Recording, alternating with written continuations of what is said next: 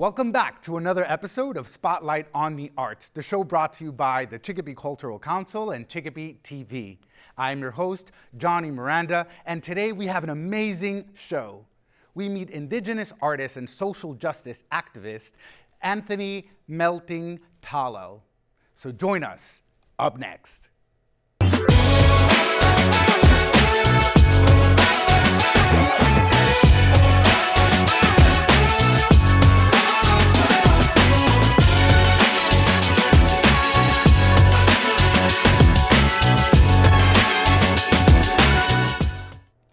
And we're here with Anthony Melting Tallow, a Chicopee resident who's also an artist and is exhibiting at 50 Arrow Gallery. His exhibit is called Who Are We? Who are you, or who are we? Who are you? Who are you? And I am so glad and honored that you're here with us today, Anthony. How are you?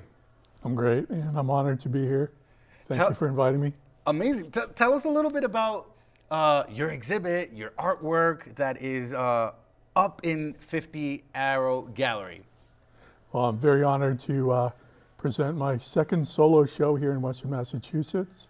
The first took place last October at the Wisteria-Hearst Museum in Holyoke.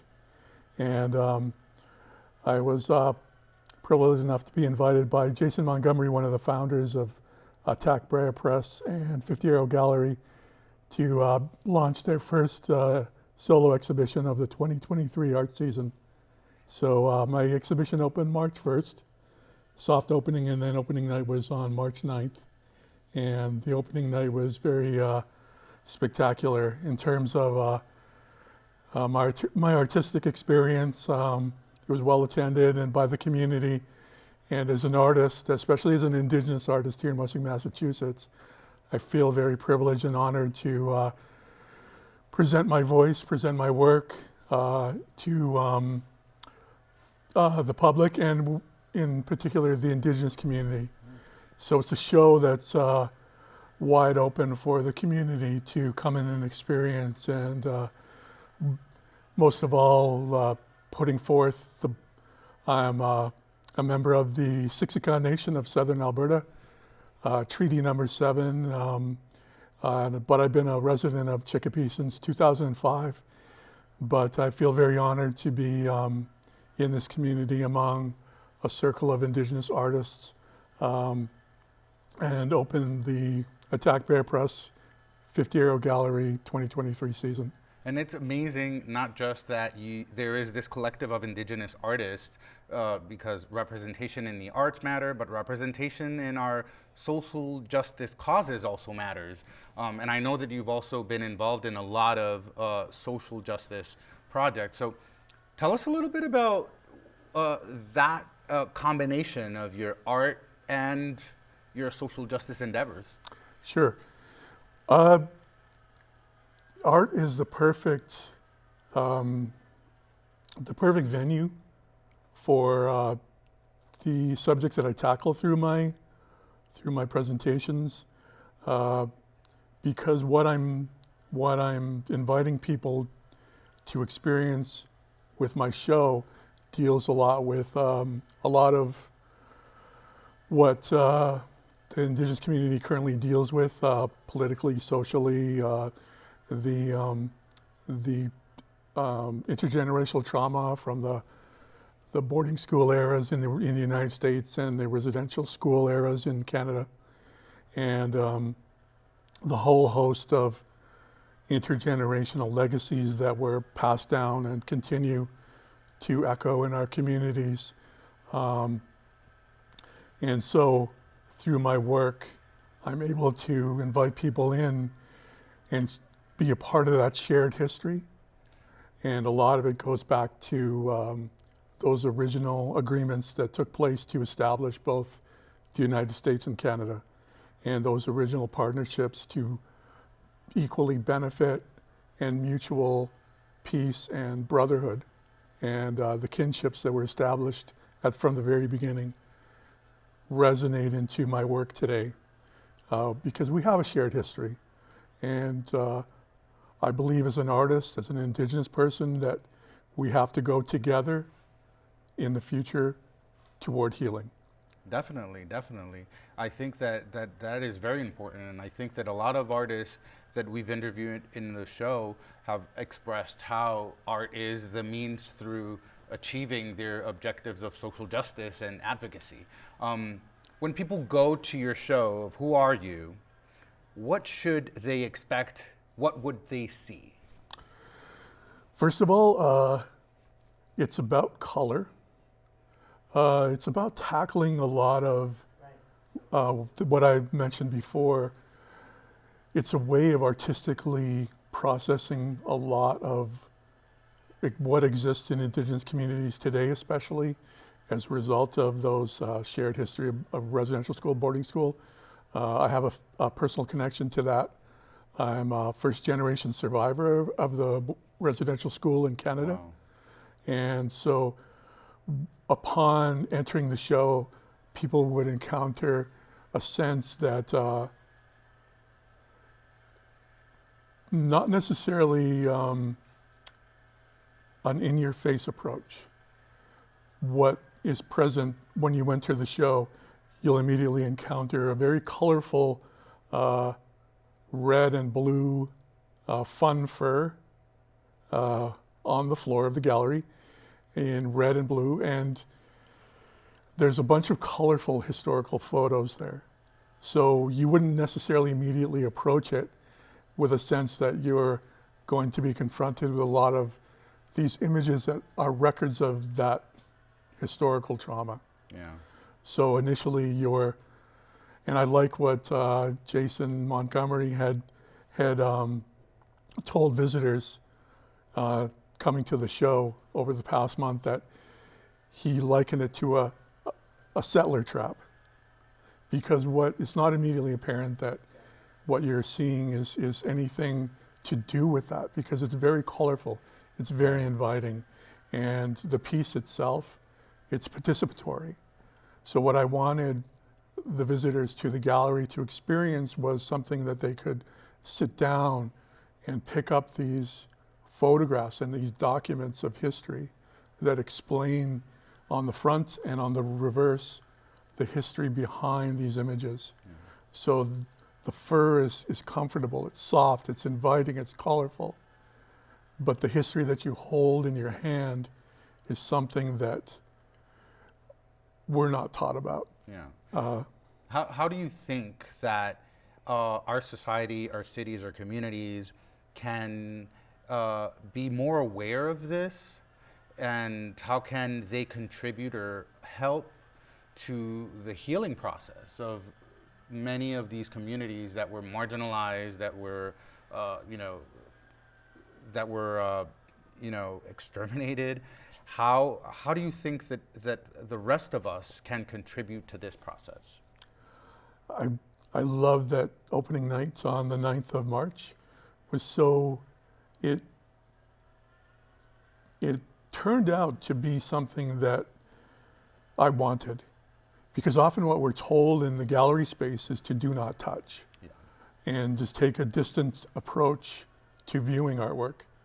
And completely spontaneously, what took place was what I initially envisioned for the piece that exists in the center of the gallery space, where that people got down on their hands and knees, that sat on the fur, and that were in the shape of buffalo fur, our sacred, from our sacred Buffalo Nation.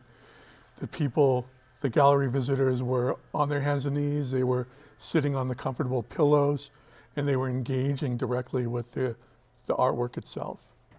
Yeah. And so it came to be what I had envisioned, this participatory process. Yeah. And people went away from that quite moved and quite a bit more aware about the realities, because it's one thing to read about them, it's one thing to hear the oral history, but it's quite another to be on some level confronted.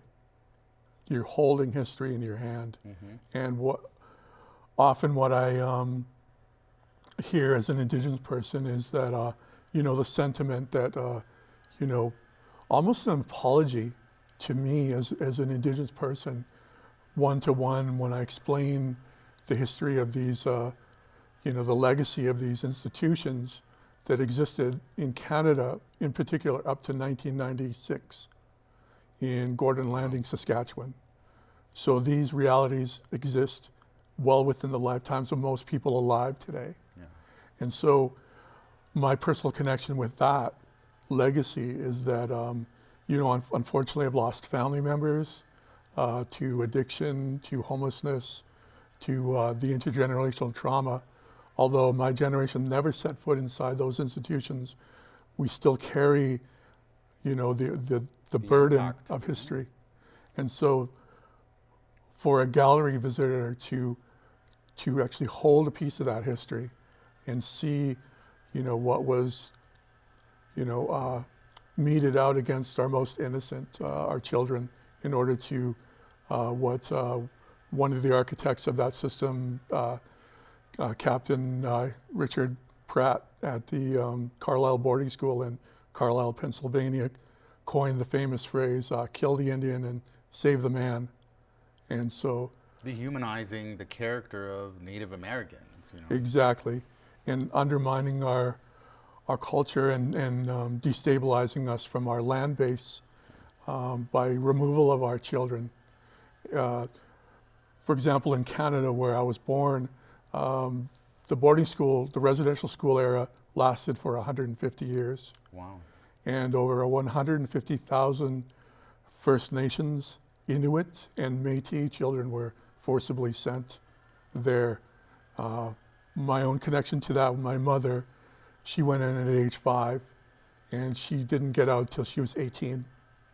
And there's a piece in the show from a school yearbook, the Old Sun residential school on our reservation.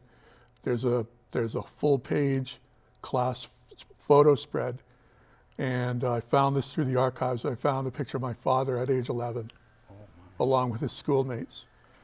And that piece I turned into an honor portrait to reflect that the fact that survivors, 80,000 of whom are still living from the residential school system in Canada, don't want their experience or their stories to be forgotten.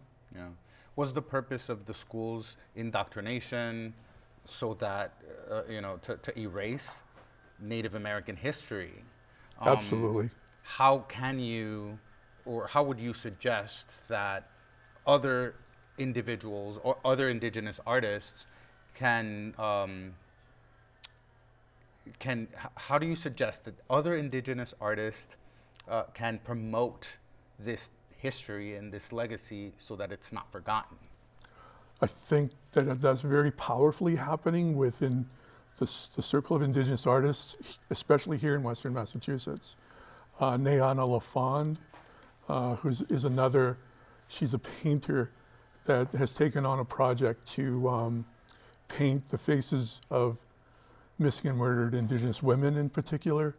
It's an epidemic that stems directly from the legacy of the boarding school era and the residential school era, and the colonial attempt to, again, going back to that infamous phrase, kill the Indian and save the man, and assimilate generations of Indigenous children into United States culture and mainstream Canadian culture.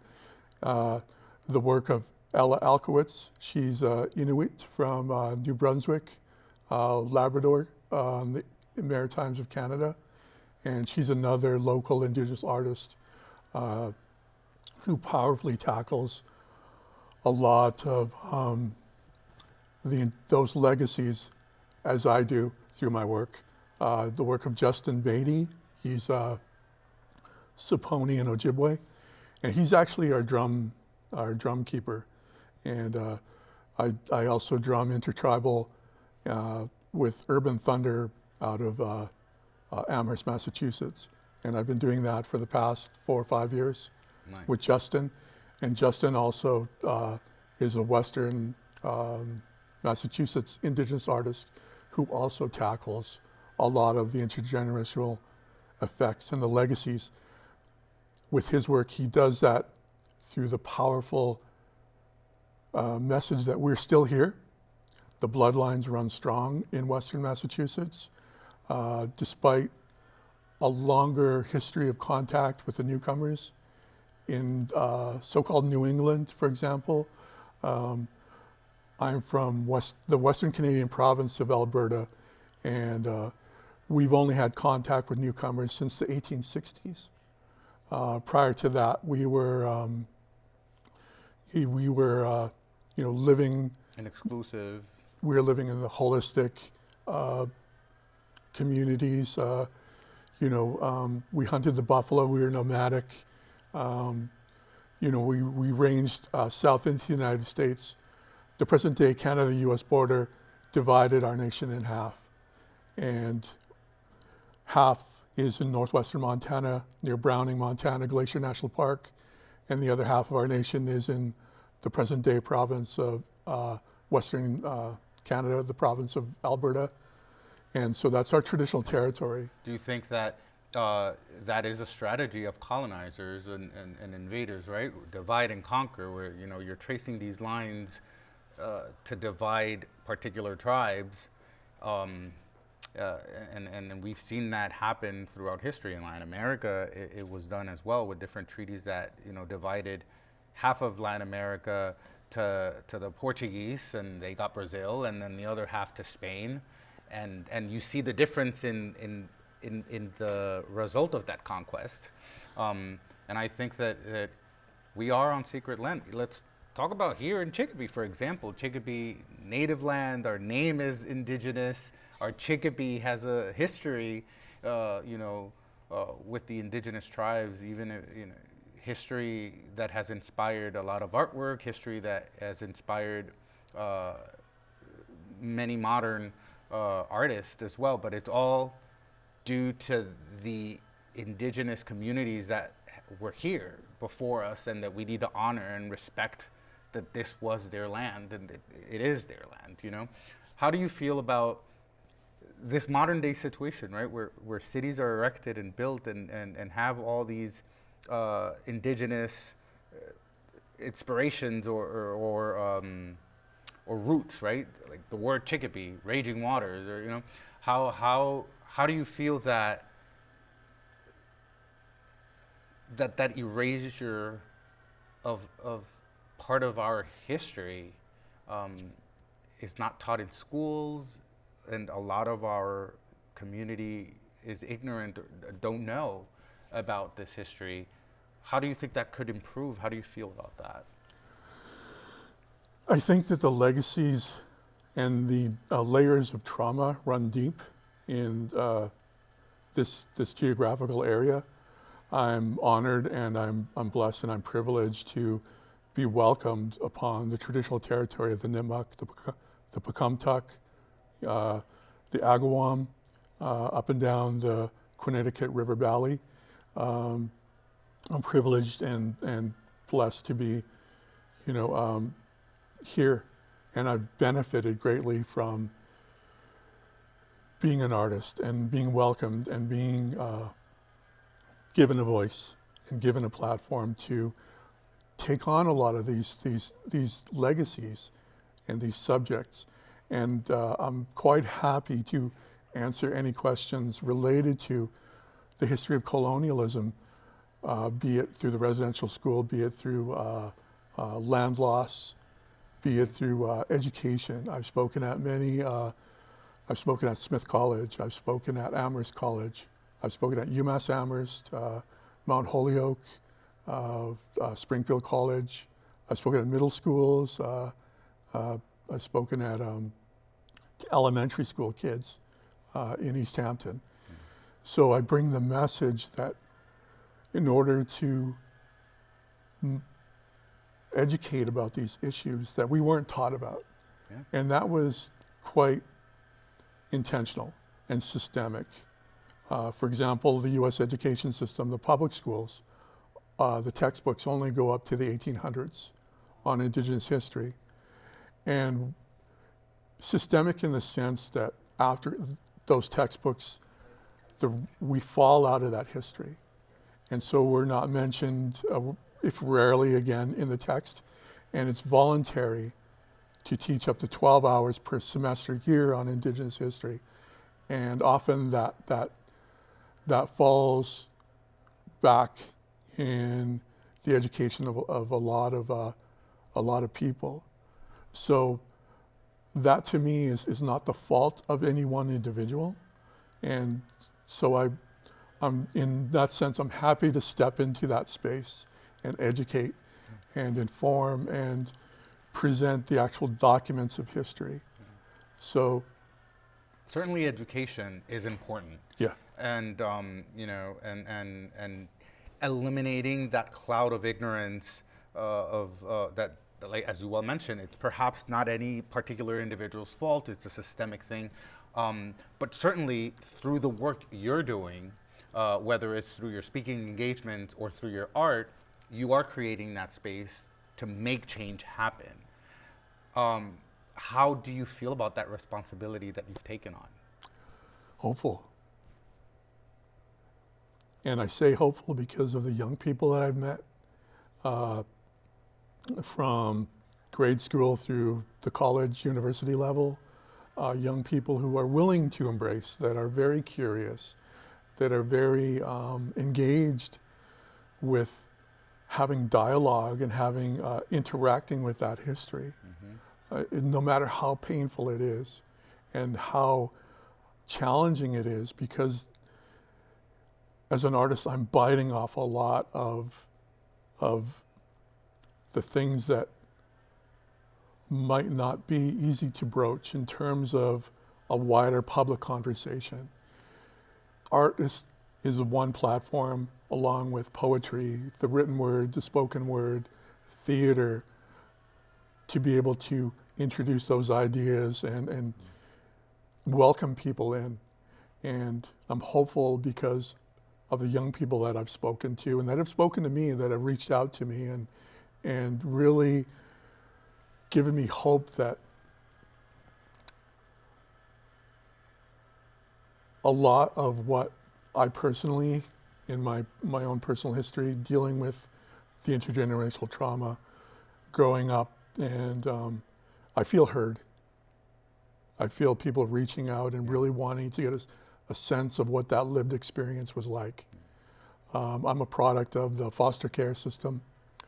I'm a product of what was called the 60s scoop in Canada, which began in the 1960s, where at least 25,000, and the numbers go up from there, of young Indigenous children, Métis children, and Inuit children were essentially scooped from their communities and adopted out or put in foster care. So it was an extension of the boarding school, residential school process that took us out of our communities. We have individuals from our nation, the Blackfoot Nation, the Chicopee Nation, that were adopted as far away as Scotland, New Zealand. And so as a product of what is called the 60s scoop, I went into foster care at age 5. And similar to my mother's experience in residential school, I didn't get out until I was 18. I didn't grow up with family. I didn't grow up with culture, language. I was essentially not told who I was. Yeah. It was a process of learning and self-discovery and to return to my heritage, return to my roots, and embrace that history. Even the very tough stories of the residential school system that I was able to hear from my father. I actually walked away from foster care 1 year before I would have aged out at age 19, because I figured the streets were better than the so-called care that I received in foster care. I wasn't looked after in the sense that I was able to see a dentist or a doctor, or checked on whether I went to school, or whether I ate regularly, or whether I received counseling for the trauma that we experienced growing up. And so since age 18 to now, it's been a whole process of learning that history, no matter how painful. And I'm still on my healing journey. And the show title, Who Are You? was really my search for those answers, and looking through the archival record and interrogating it essentially and finding out what those actual legacies embodied. And so through this exhibition, you'll see what to me felt like a purge. A lot of these images I've been sitting on since 2013 in my research through the archives in the United States and Canada to present this work. And it really feels, Jason Montgomery, one of the founders of 50 Arrow Gallery, and who I'm so indebted to for inviting me to mount the show, said that he felt like the show was a healing moment. And that's really, as an artist, that's so heartening to hear. Powerful. that for not just myself, but for the wider community and essentially the indigenous community to experience something like this, a moment of reckoning, and to actually see, evidence, physical evidence of that history and their personal connection.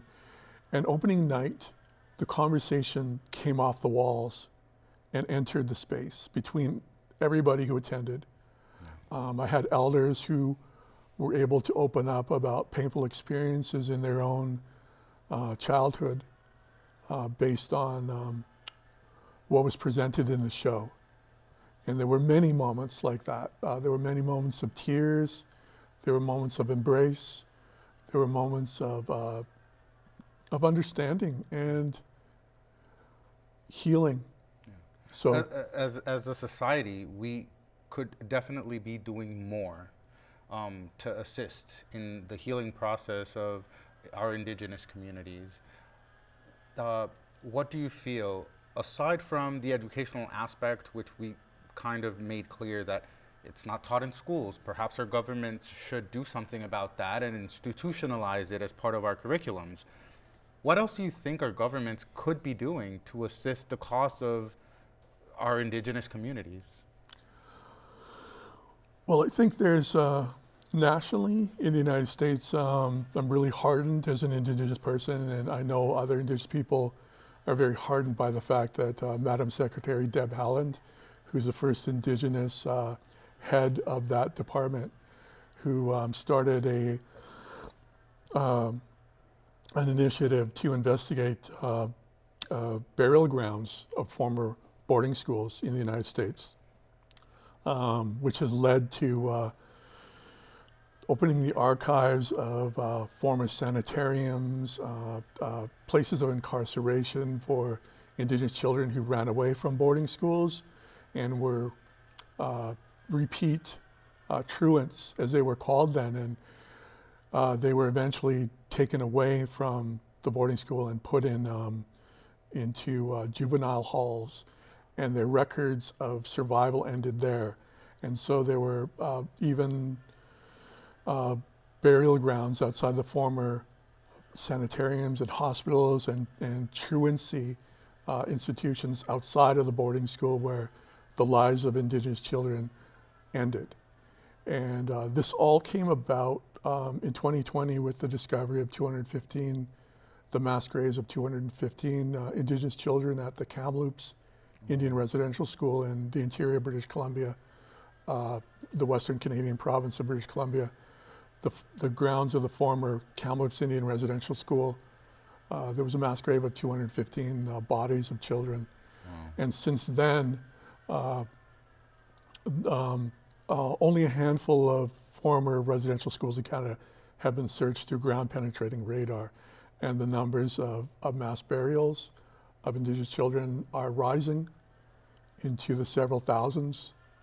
And so, as a community, that was a watershed moment for us, and a moment of rage, really, and a moment of reckoning, and which it really brought home what the survivors had been testifying, giving testimony to their experience, that they had dug graves for their classmates, and that these institutions that were set up to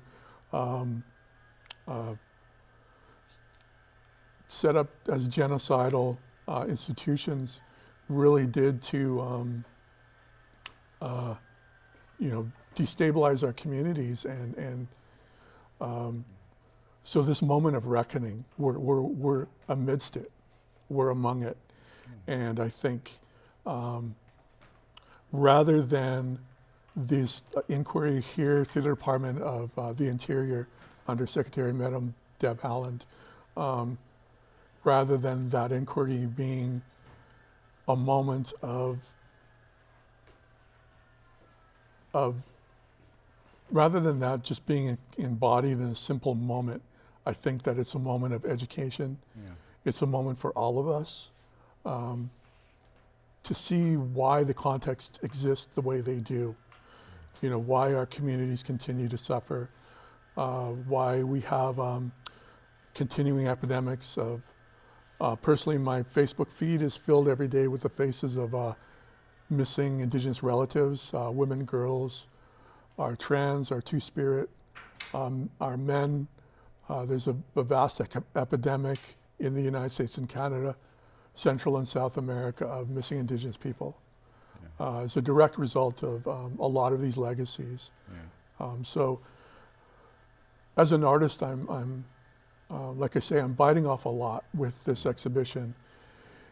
But you're certainly making this, elevating this to the eye of the public and, you know, letting people know our communities never went away. We've been here, we've been massacred, we've been destroyed, but many of us are still here, and we're not gonna be quiet. No. We want to educate, and we want to honor those that came before us by speaking about them and by showing the cruelties that they went through so that I could be here today. And I think that what you're doing is very powerful. Thank you. I think that you know, we are in debt to you. We owe you a lot as a nation, as a modern United States nation. We owe a lot to our Indigenous communities, and I think that our audience should definitely make some time to go visit your exhibit at 50 Arrow Gallery, because it would be life-changing for them and for their future generations. I think that you're on the right track to change our world, our vision of the world. So I want to thank you for that. What are the times of your exhibit? When can people attend? What is the cost? The cost to attend is free. Everyone's welcome to attend. The current hours of the gallery are posted on Facebook at 50 Arrow Gallery. People can get updates on if there's any weather-related delays or postponements.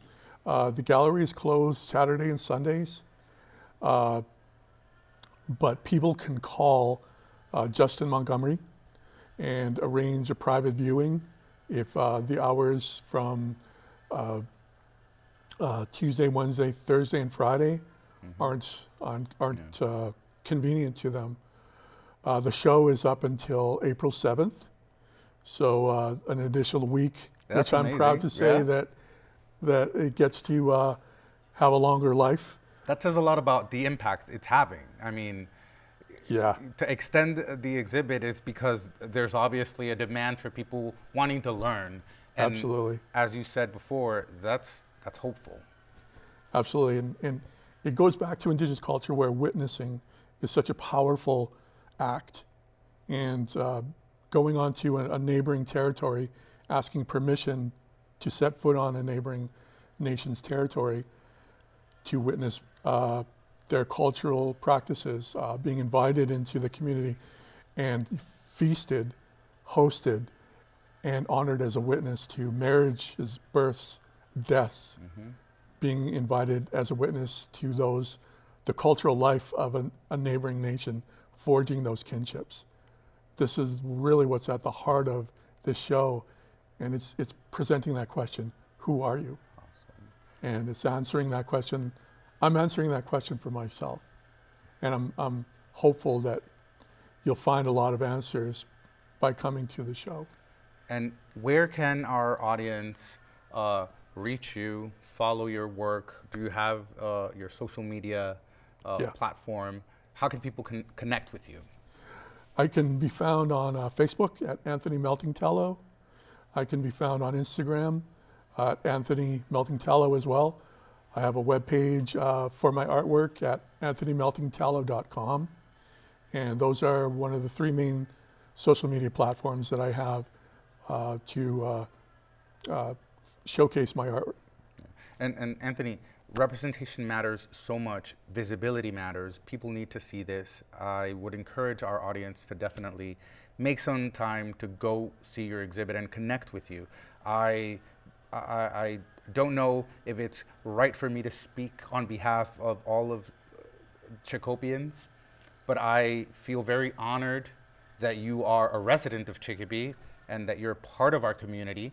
And I would love if in the future you joined the Chicopee Cultural Council, the entity that wants to promote art in our city, because we do love it when our local artists join our projects and use it as a platform to promote not just their work, but their social justice causes as yourself.